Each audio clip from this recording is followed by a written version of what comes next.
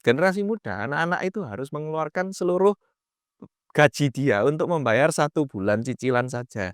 Jadi beli atau sewa, itu nggak masalah, yang penting kalian punya rumah.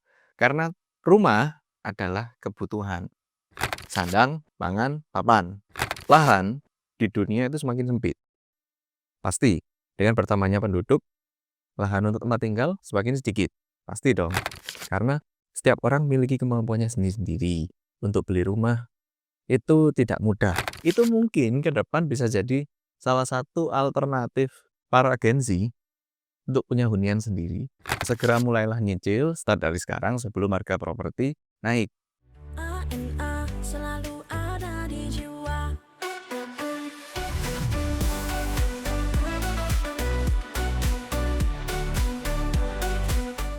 Baik lagi nih di Key Point, tempat kalian bisa dapetin insight seru tentang dunia properti.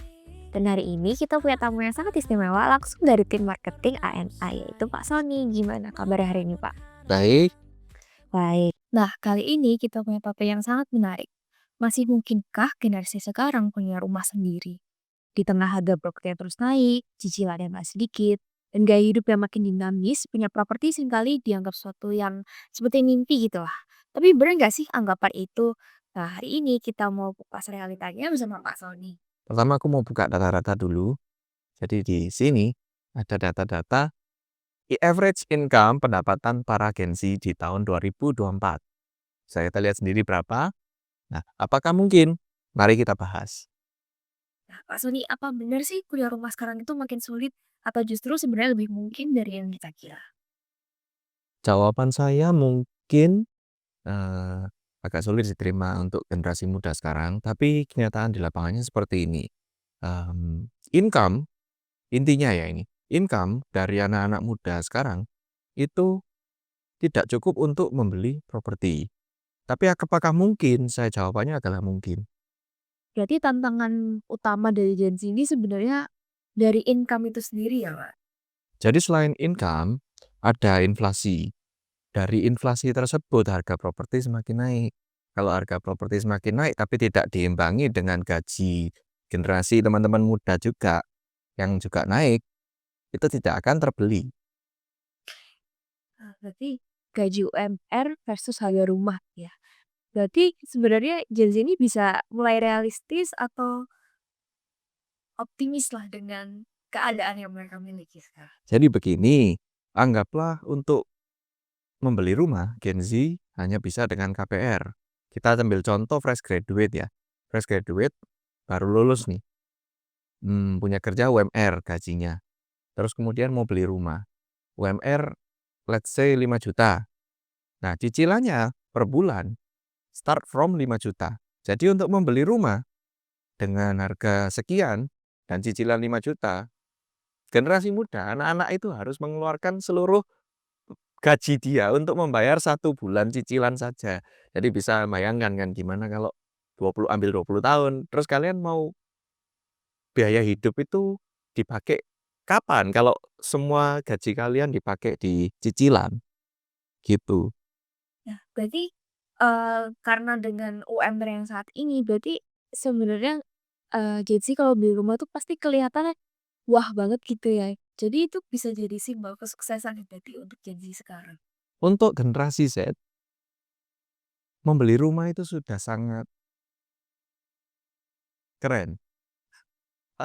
Keren. Jadi kalau ada Gen Z yang sudah bisa beli rumah sendiri dengan pendapatannya sendiri, itu sudah sangat bagus. Biasanya anak generasi sekarang itu ada yang namanya guarantor kalau ngambil KPR. Jadi ada penjamin di mana itu orang tuanya dia untuk memastikan bahwa pembayarannya tidak telat. Jadi contoh nih, Dina mau beli rumah.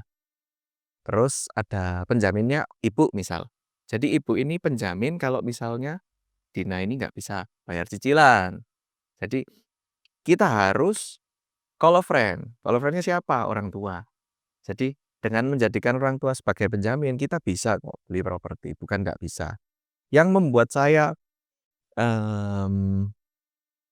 membahas topik ini, itu pertama minta bantuan pemerintah juga.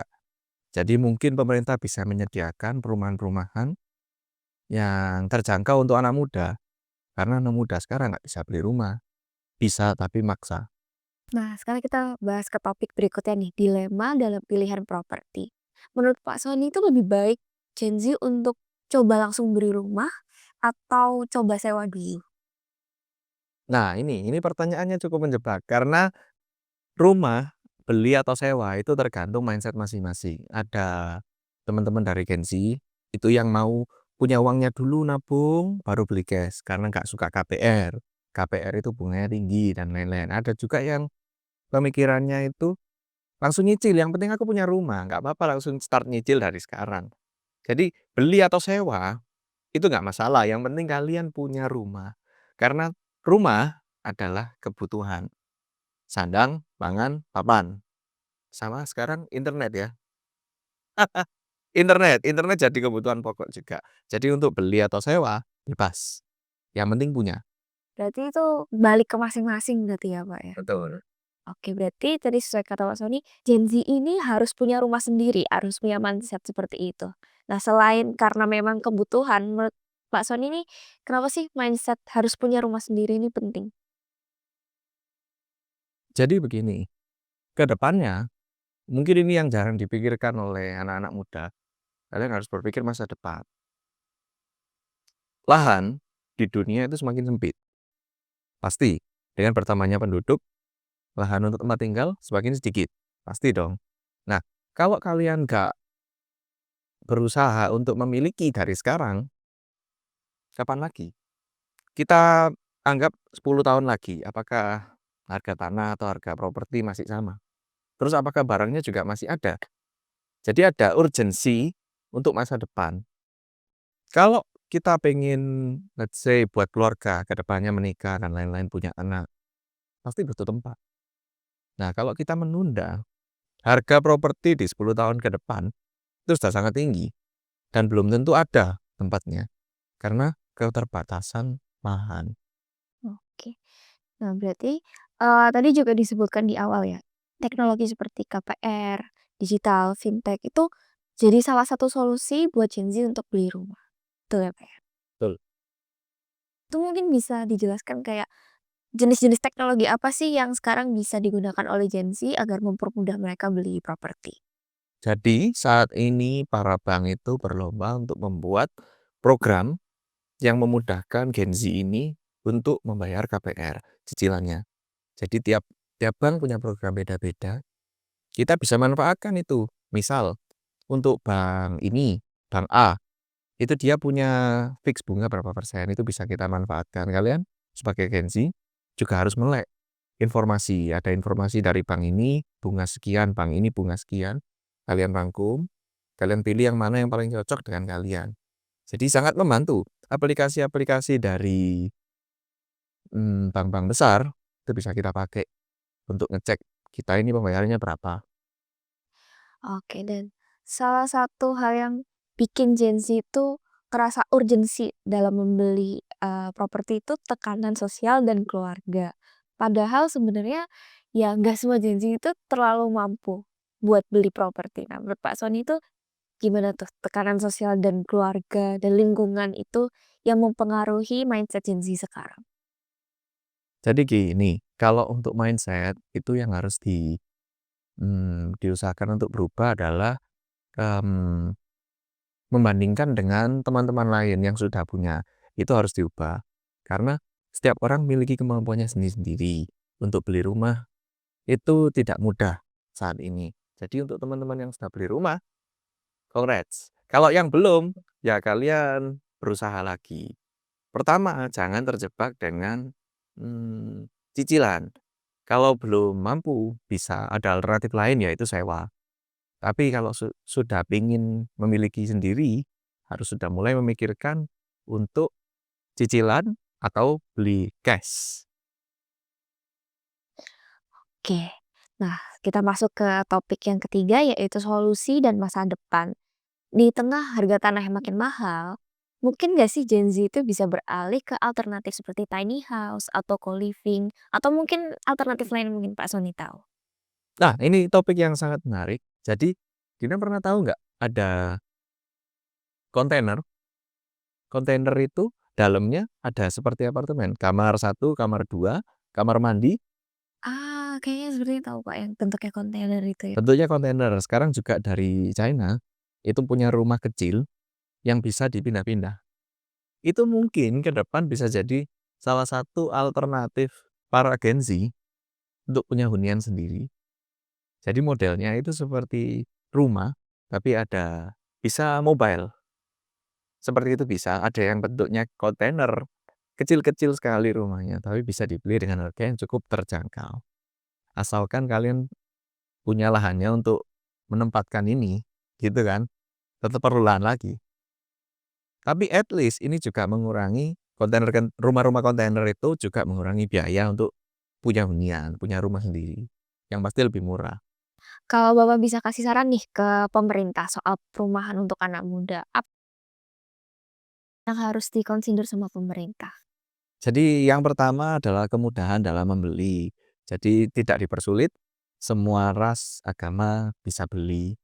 Yang kedua, murah untuk cicilannya. Jadi jangan terlalu mahal para pemerintah Surabaya yang mau bikin hunian khusus anak muda.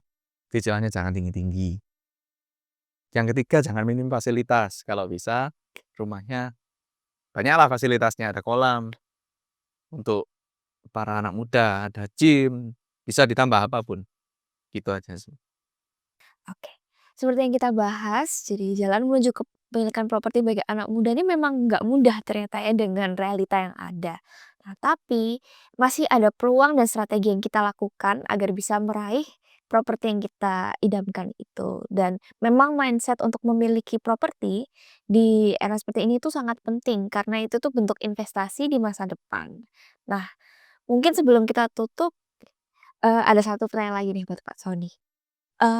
Kira-kira saran apa sih yang bisa Pak Sony berikan untuk Gen Z yang sedang ingin membeli rumah atau properti?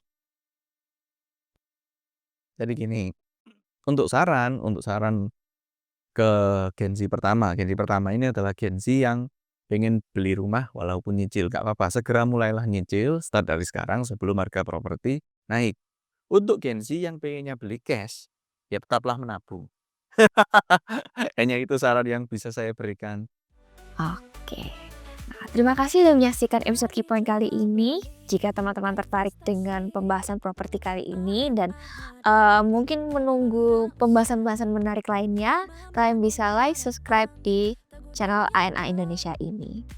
Sampai jumpa di episode berikutnya. Terima kasih. ANA kita melangkah pasti mewujudkan mimpi di setiap